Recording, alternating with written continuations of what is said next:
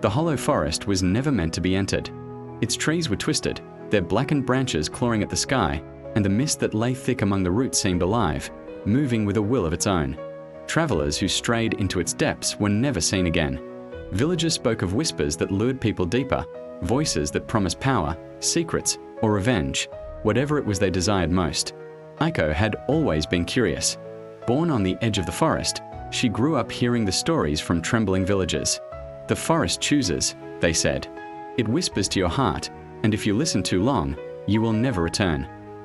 Her mother had warned her, her father had warned her, yet she felt an irresistible pull, as if the trees themselves were calling her name.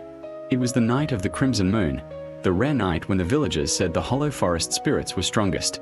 Shadows stretched unnaturally across the village streets, and the wind carried faint, indecipherable murmurs. Aiko stepped beyond the last houses, into the misty darkness. Her heart pounded, not with fear, but anticipation. The forest welcomed her.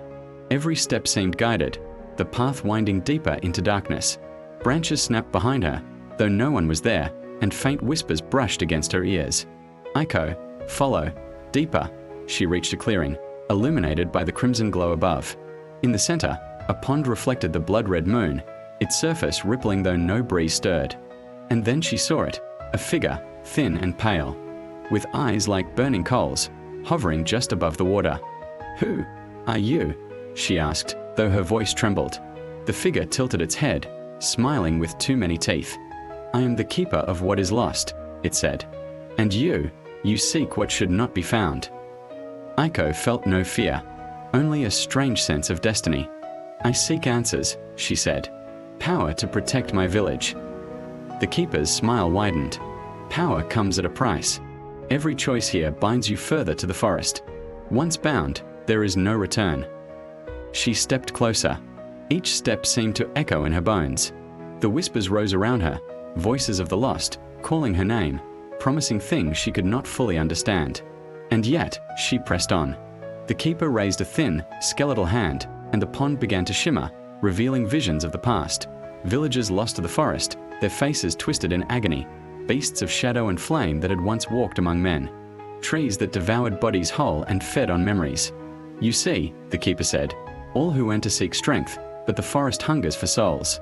Yours will not escape its grasp, unless what?" Aiko demanded, though the voice in her heart hesitated. "Unless you offer something in return.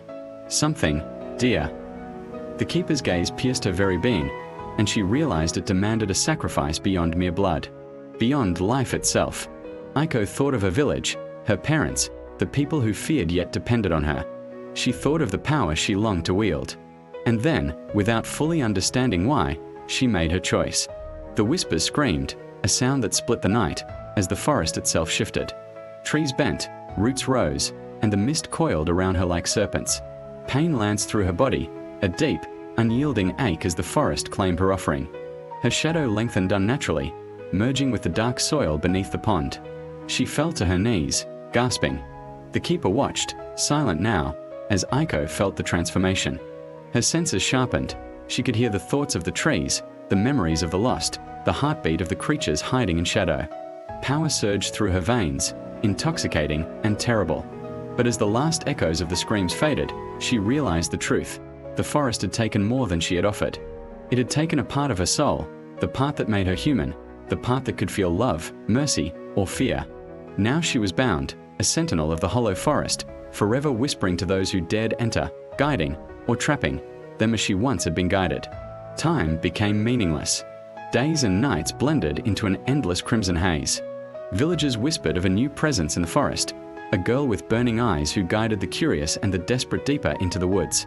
Some returned, changed, hollowed, speaking of power and visions. Others never returned. Aiko's voice became one of the whispers. "Follow, deeper, find what you seek." She would murmur to travelers, her human mind screaming silently beneath the forest's dominion. The keeper had vanished, leaving her alone to maintain the balance, or perhaps to continue the forest's hunger. And so the hollow forest waits. It waits for the next curious soul, the next seeker of forbidden knowledge, the next heart eager for power. And when they enter, they hear Aiko's voice, sweet and enticing, guiding them ever deeper. Until the forest decides whether they will return, or join the endless chorus of whispers beneath the crimson moon.